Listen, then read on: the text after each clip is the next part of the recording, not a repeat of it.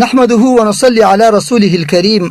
درس د نواقض د اسلام کوم چې د حرمین شریفینو سلولی حکومت او مرتد حکومت او د اوباما د غلامانو په حکومت کې موجود دي، د هغې د بیانولو په صدد او لاره کې یم.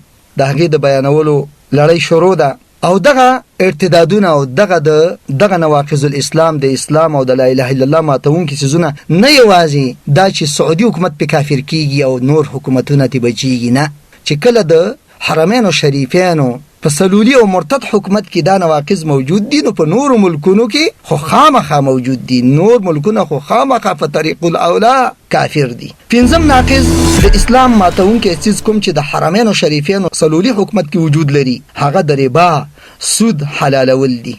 ځکه د حرمین سلولی مرتد حکومت د ربا سود لپاره ریاستونه، عمرا، حکام، بانکونه او اصول او ضوابط وضع کړي دي او سودی منافع خف جوش او خف خروش سره ورکول کیږي او اخیستل کیږي. او د سلولی حکومت ړانده علما د سلولی مرتد حکومت هیڅ کفر ته کفر نه وایي، بلکې د سلولی حکومت په کفرونو یې د اسلام څادر ورخور کړی دی. خلقو ته کفر د اسلام په بڼه ورخی. ورونو، یو سودی کاروبار کول دي چې ترڅو حلال ونه ګڼي نو دا کبیره ګناه بلل کی. لیکن مونږ نه وایو چې ملک عبدالله یا ملک سلمان یا نائف کافران دي ځکه چې سود کوي، بلکې مونږ وایو سلولی حکومت مرتد دی ځکه سود یعنی ربا یې حلال کړی ده. ملت او شعب ته یې جواز ورکړی دی چې دا کوي ځکه خو یې بانکونه او ریاستونه ورله جوړ کړي دي او قوانین د سود کاروبار لپاره وضع کړي دي او د ګناه حلالول اتفاقی کفر دی. په دې کې د هیڅ چا هم اختلاف نشته. دا بیل خبره ده چې خبیثو منصبونو او ریالونو او ډالرو د سلولی علماو سترګې ورپټې کړي دي.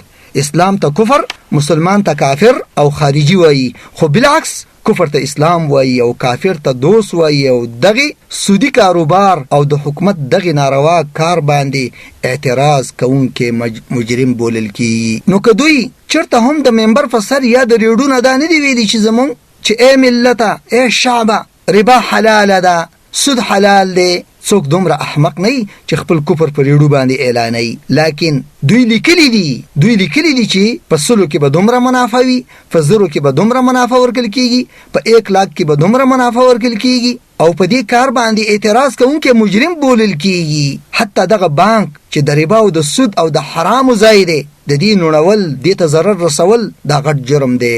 په دې باندې سړی شخص اعدامیږي. نو کتابتن کفر یا قولن کفر دا دواړه یو شی دی. که یو سړی ښځې ته ووایي انت طالقون چې ته طلاق یې، ورباندې طلاقیږي. او که ښځې ته ولیکي چې انت طالقون نو هم ورباندې طلاقیږي. ځکه کتابت او قول دواړه یو معنا لري. ځکه خو الله رب العالمین د دین، د قرض، د معاملې په حق لوایي چې تاسو ولیکئ. ځکه چې لیکل اقوا دي د وینا نه. وینا خو الفاظ دي چې وویل شي ختم شي، لیکن لیکل داسې الفاظ دي چې هغه ختمیږي نه. نو لیکل اقوا دي د قول نه. که په ریډیو نه دي ویلي چې موږ ګوره مونږ ای ملته مونږ سود حلال کړی دی، خو لیکلي دي، دا په بانکونو کې موجود دي، دا د دوی سره په قوانینو کې موجود دي. نو ای مسلمانانو ووایه، ای هغه علماو چې د حرمین شریفینو د مرتد او سلولی حکومت څخه دفاع کوي، ووایه چې په وینا سړی کافر کیږي، آیا په کتابت سړی نه کافر کیږي؟ که یو سړی د خپل ځان په حق له ووایي چې زه کافر یم، نو دی کافر دی که نه؟ په دې خو د ټولو اتفاق دی چې دا کافر دی. خو که د ځان په حق له ولیکي چې زه کافر یم، آیا دا به کافر نه وي؟ شپږم ناقض د اسلام چې کوم د حرمین شریفینو په سلولی او مرتد حکومت کې وجود لري، د کفار او مشرکینو، یهود او نصارا اوسیدلو ته په جزیرة العرب کې جواز ورکول، دا بل ناقض دی د نواقضو د اسلام څخه. رسول الله صلی الله علیه وسلم فرمایلی وو کله چې نبی صلی الله علیه وسلم وفات کېدلو نو دا وصیت په داسې حال کې وکړلو چې د نبی صلی الله علیه وسلم زنکدنو او سلګي وهلي. خو د دې خبرې د اهمیت له کبله نبی صلی الله علیه وسلم په دغه حالت کې وفرمایل اخرجوا المشرکین عن جزیرة العرب، مشرکان د جزیرة العرب څخه وشړئ. همغه و چې د نبی صلی الله علیه وسلم د فرمان سره سم یهود نصارا د جزیرة العرب څخه وشړل شو. او جزیرة العرب عبارت د سلولی حکومت، یعنی کوم چې سعودي حکومت ورته ویل کیږي، مرتد حکومت. جزیرة العرب عبارت دی د سعودي، اردن، کویت او یمن او متحده عرب امارات څخه، کوم چې د صلیبي لښکرو ټاټوبی دی او صلیبیان متحده عرب امارات ورکوټ امریکا بولی، او د لغړو اروپایانو خزي ورکی د تفریح لپاره رمی ګرځي، او د تفریح لپاره د متحده عرب امارات سیندونه او بحرونو غاړي خوشگوار تفریح ځایونه بولی. لنډه دا چې ټوله جزیرة العرب نن د صلیبیانو خپل ټاټوبی دی. د همدغه جزیرة العرب څخه د مسلمانانو پر ضد اولنې گزار د جزیرة العرب څخه کی. د امریکا 15,000 صلیبي عسكر د حرمینو سلولي حکومت او مځکه کې اوسېږي، حتی مصارف هم د سلولي حکومت پر غاړه دي. مسلمان ورونو د کفارو، مشرکینو، يهودو او نصاراو اوسېدل حرام دي په جزیرة العرب کې، او د حرمینو سلولي حکومت ورته جواز ورکړی دی، سند ورکړی دی، لایسنس ورکړی دی د جواز. بلکې هغه څوک چې په دې کار اعتراض کوي هغه اشدترین مجرم بلل کی.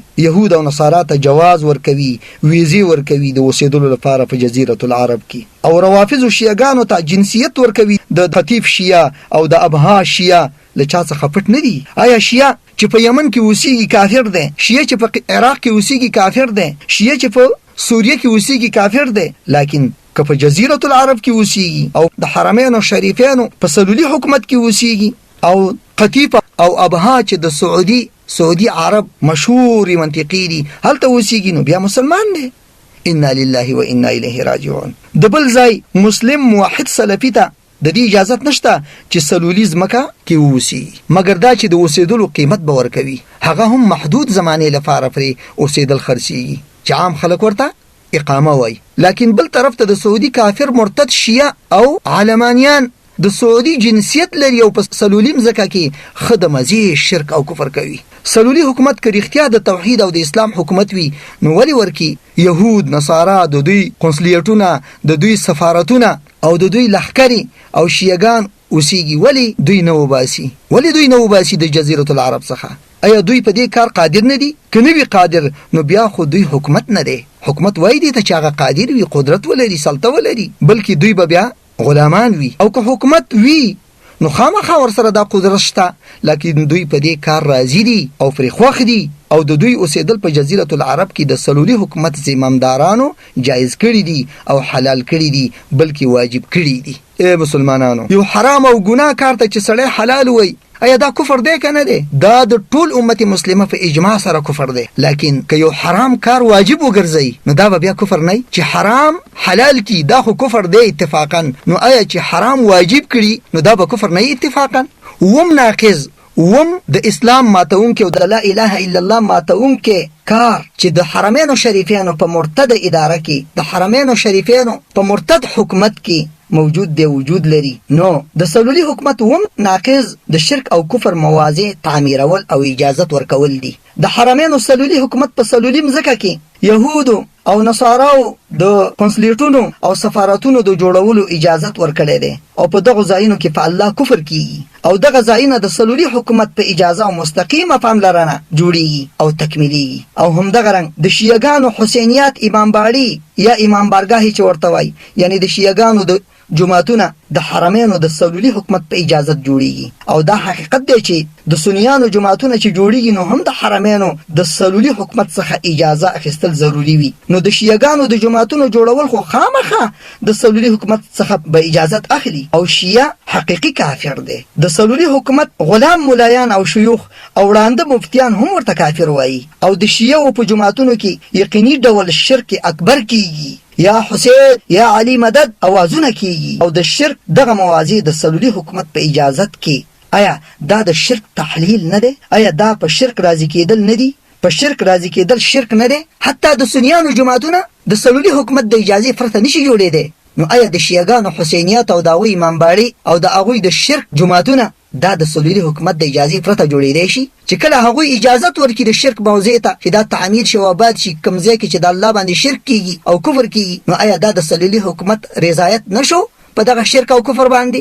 ای د ریالونو او د ډالرو مولایانو، ای هغه مولایانو چې ډالر او ریالونو او خبیثو منصبونو د هغوی سترګې ورپټې کړي دي، لږ سترګې وغړوئ، نور په مسلمانانو تلبیسونه او تدلیسونه مه راولئ، د الله رب العالمین په وړاندې درېدل لرئ. الله ته به څه جواب وایې؟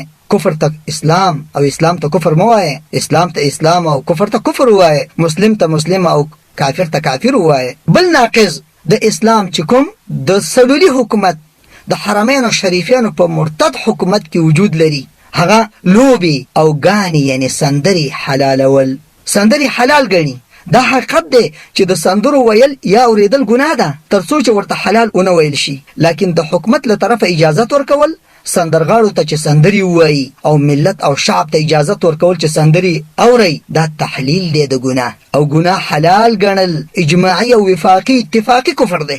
هیڅ اختلاف په دې مسله کې نشته. که کرزی یا اشرف غني یا نواز شریف یا مشرف یا بل مرتد مشر یا که ملک عبدالله یا ملک سلمان خپل سندري وایي یا یې اوري، نو موږ وایو دا ګناهګار دی. لکن کله چې سعودي یا بل ملک خپل شعب او ملت ته او ولسونو ته روا کړي، روایې وګڼي، نو دا کفر دی. حتی که څوک په دغه سندرو یا سندرغاړو باندې اعتراض کوي نو هغه سخت مجرم بلل کی او د سزا مستحق ګرځي، جرم د معافی ول نه ګڼل کی. اے مسلمانانو، د ریاض د پلیتو ریډیو سټیشنونو څخه خو به مو کله سندرې اورېدلې وي او که مو نه وي اورېدلي، لږ د ریډیو ستن ور وچلوئ چې پرې پوهه شئ، وایې اورئ او حقیقت درته معلوم شي چې د حرمینو سلولي حکومت د شرک او کفر حکومت دی او که نه، د شرک او کفر حکومت دی او که د توحید حکومت دی.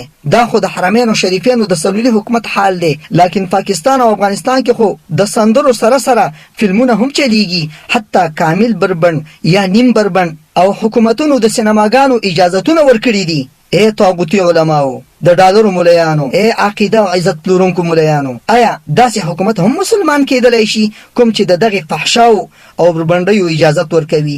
آیا حرام حلالول یا حلال ګڼل اتفاقي کفر نه دی؟ آیا د سندرو دپاره لایسنس ورکول، اجازت ورکول او د فلمونو چلیدلو دپاره اجازت ورکول، آیا دا کفر نه دی؟